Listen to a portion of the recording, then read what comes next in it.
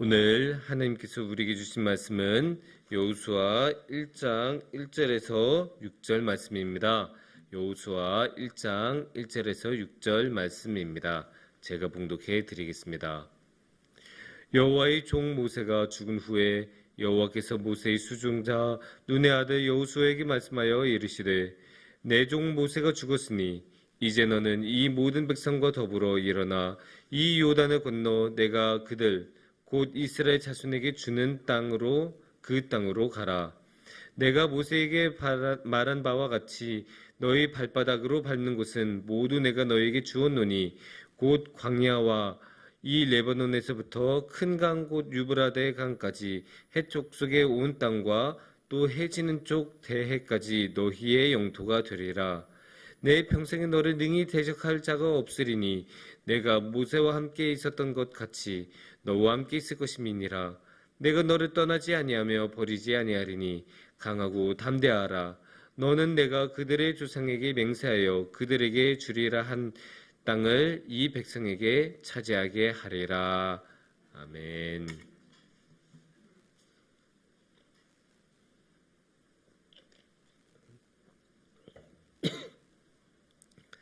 예, 이 새해라는 기간은 참 독특한 느낌을 주죠. 처음에 이제 새해가 시작이 되고 처음 3일 아니면 처음 일주일 그 처음이라는 느낌이 뭔가 새로운 느낌을 죄송합니다. 새로운 느낌을 주는 경우가 많이 있습니다. 그래서 어떤 분들은 딱 새롭게 시작을 하는 해를 맞이해서 나는 헬스를 열심히 할 거야. 그래서 항상 새해에는 헬스장이 가득 차 있다고 하고, 또 어떤 사람은 내가 이번에는 금주에 도전해 볼 거야. 어떤 사람은 나는 다이어트를 할 거야. 그렇게 여러 가지 목표를 가지고 설레는 마음을 가지고 새해는 좀 잘해보자. 이런 마음을 가지고 시작하는 사람들이 많이 있습니다. 반면에 새해는 또 불안함으로 다가오기도 합니다. 그다지 새해가 오는 게 달갑지 않은 분들도 있어요. 아니 여태까지 그냥 지금 잘 굴러왔는데 왜 굳이 새롭게 뭔가 바뀌어야 할까? 이런 마음을 가지고 있는 분들도 있습니다. 특히 새해니까 새로우니까 알지 못하는 것 투성이지 않습니까? 그렇게 알지 못하는 것 투성이다 보니 당연히 두렵고 불안한 마음이 생길 수밖에 없습니다. 그렇게 불안한 마음을 가지고 있으면 당연히 일이 제대로 손에 잡힐 리가 없죠. 일도 제대로 잡히지도 않고 항상 불안한 마음이 마음속에 있다면 기도도 제대로 하기 힘들고 뭐 하나 제대로 하기 힘들도록 만드는 것이 불안한 마음입니다. 그러니 당연히 우리는 이 불안한 마음에 휘둘려서는 안 될 것입니다. 그렇다면 우리는 어떻게 하면 이 불안한 마음에서 벗어날 수 있을까요? 그것을 한번 알아보기 위해 오늘의 말씀을 통해 알아보도록 하겠습니다. 오늘의 말씀은 어떤 상황이냐? 오늘의 말씀은 여호수아서의 처음 시작하는 부분이죠. 그래서 어떠한 상황인지 1절을 보면 분명하게 나오고 있습니다. 여호와의 종 모세가 죽은 후에 여호와께서 모세의 수종자 눈의 아들 여호수아에게 말씀하여 이르시되, 이렇게 여호수아서를 시작하고 있어요. 여기서 이 상황을 알 수 있는 아주 중요한 말이 뭘까요? 여호와의 종 모세가 죽은 후에. 모세라는 지도자가 세상을 떠났어요. 이게 무슨 뜻이냐? 저 이집트 땅에서 그 온갖 어려움을 겪던 이집트 땅에서 탈출하도록 이끌어냈던 그 위대한 지도자, 그리고 40년 동안 광야를 헤매고 돌아다닐 때 그 이스라엘 민족을 그래도 와해되지 않고 도망가지 않고 끝까지 이끌었던 지도자, 민족의 지도자 모세가 이제 세상을 떠난 거예요. 이게 생각하면 굉장히 큰 위기라고 할 수 있어요. 왜냐? 이 이스라엘 민족은 쉽게 말해서 시스템이 지금 없는 거잖아요. 원래 야곱이라는 아주 작은 그 혈연 관계로, 그 야곱의 아들들이라는 그런 작은 혈연 관계로 건너가서 그렇게 시작되었던 일군의 무리가 번성하고 번성해서 큰 이스라엘 민족이라는 무리를 이루었지만 이 이스라엘 민족이라는 무리는 단 한 번도 이때까지는 국가를 이룬 적도 없고 제대로 뭔가 지도자와 함께 권력을 이양하면서 공동체를 만들어 나갔던 적이 없었던 그런 민족이었습니다. 물론 나름의 규칙은 있고 하나님한테 받은 율법도 있고 여러 가지 그런 시도들, 제도들은 있기는 있지만 이 당시는 사실 제대로 정착이 되었다고 보기는 힘들어요. 왜냐? 계속 광야에서 떠들고 다니면서 제대로 정착하지 못한 상황이기 때문이죠. 그런 상황에서 이 민족을 이끌었던 그 카리스마 넘치던 지도자 모세가, 그 많은 기적을 일으켰던 지도자 모세가 세상을 떠났어요. 그리고 그 다음에 누가 지도자로 나타나냐? 여호수아가 나타납니다. 근데 이 여호수아에게는 얼마나 부담이 많이 됐겠습니까? 비록 자기가 수종자라고 나와요. 그래서 수종자로서 모세 옆에서 수발을 들면서 모세가 하는 모든 것을 봐왔다고는 해도 여호수아가 모세만큼 그렇게 기적을 많이 일으켰던 것도 아니고 그렇게 하나님 앞에서 그런 불타는 떨기나무를 보면서 그 하나님의 전적인 이끌림으로 그렇게 지도자가 됐던 것도 아니고, 그러니 여호수아에게는 얼마나 부담이 됐겠습니까? 방금 전에만 해도 모세라는 그 어마어마한 인물이 이 이스라엘 민족을 이끌었는데 이제는 내가 해야 된다. 얼마나 큰 부담이었겠습니까? 자신은 지금 아는 것도 없고 이스라엘 민족이 자신을 그렇게 신뢰하는 것도 아니고 그렇게 카리스마가 넘치거나 그렇게 영적인 권위가 있는 것도 아닌데 어떻게 해야 되나? 여호수아에게는 굉장히 고민이 많았을 겁니다. 어쩌면 모세가 세상을 떠나면서 이스라엘 민족에게는 새로운 시대가 시작이 되었다고 할 수 있거든요. 비록 새해는 아니지만 새로운 시대가 시작이 되었는데 그거를 이제 여호수아하고 함께 해야 되는 거예요. 근데 그것을 이끌어갈 여호수아 입장에서는 너무나 불안할 수밖에 없습니다. 자신은 모세만한 능력이 없기 때문입니다. 이런 새로운 시대를 맞이하고 이끌어야 했던 여호수아는 그러면 어떠했을까요? 어떻게 이 불안감을 이겨낼 수 있었을까요? 답은 의외로 간단합니다. 하나님께서 해결해 주십니다. 2절을 보면 하나님께서 이러한 확신의 말씀을 주십니다.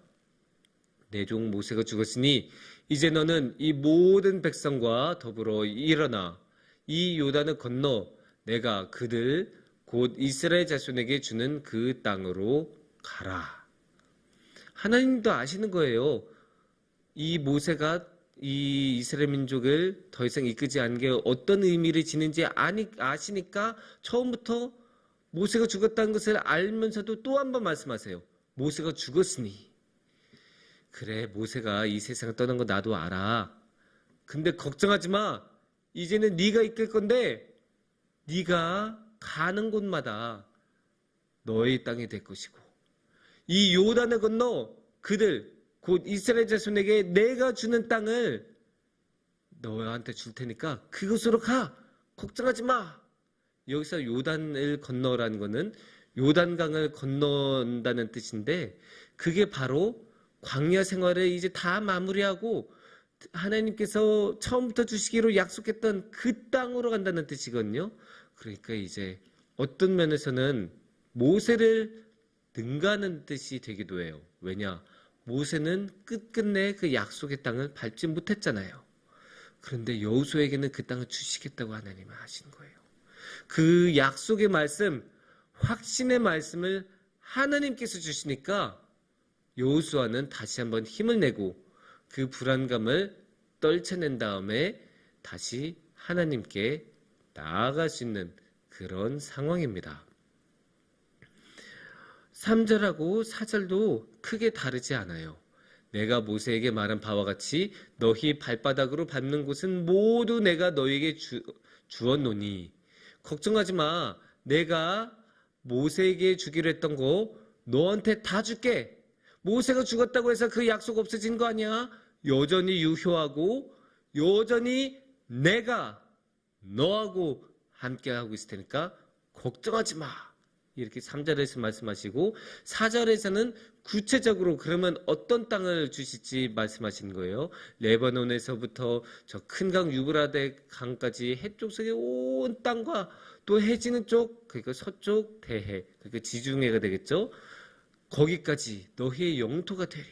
그 큰 땅이 다 너희 영토가 될 것이라고 하니까 이 여호수아에게는 그게 위로의 말씀이 되기도 하고 약속의 말씀이 되기도 하고 확신의 말씀이 되기도 하죠.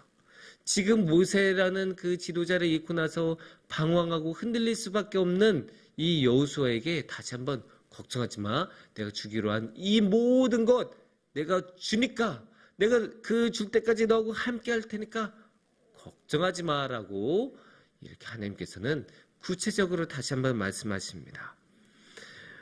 이렇게 땅을 얻는다는 것은 이스라엘 민족에게는 너무나 큰 의미가 될 수밖에 없어요. 왜냐? 지금 이스라엘 민족에게는 땅이 없잖아요. 이스라엘 민족은 40년간 지금 떠돌이로서 살아가고 있잖아요. 근데 하나님께서 땅 지명 하나하나를 상세하게 말씀하시면서 거기가 너희 땅이 될 것이다 라고 말씀하시는 것을 보면 그게 이스라엘 민족에게는 너무나 큰 위로가 될 수밖에 없습니다. 그러니 5절에서 다시 한번 강조하십니다. 내 평생에 너를 능히 대적할 자가 없으리니 내가 모세와 함께 있었던 것 같이 너와 함께 있을 것임이니라. 내가 너를 떠나지 아니하며 버리지 아니하리니. 그 땅으로 들어가면 당연히 갈등은 있을 수밖에 없어요. 왜냐? 거기 살던 사람들이 있었으니까. 갑자기 방 빼라고 집 빼라고 하면 누가 좋아하겠어요? 그러니까 싸움이 있을 수밖에 없고 갈등이 있을 수밖에 없고 전쟁이 있을 수밖에 없는데, 그런데 그때 하나님께서 걱정하지 마. 대적할 자가 없을 거야. 내가 너하고 함께 하니까 걱정하지 마. 모세하고 있을 때 그 많은 전쟁들 내가 이기게 해준 거 너도 봤잖아. 그러니까 걱정하지 마. 그 모세하고 함께 있었던 것처럼 나도 너와 함께 할 테니까 그 모든 것 싹 다 해결해 줄게. 하나님께서 이렇게 확신의 말씀을 주셨습니다. 그래서 6절에서 결론적으로 이렇게 말씀하십니다. 강하고 담대하라.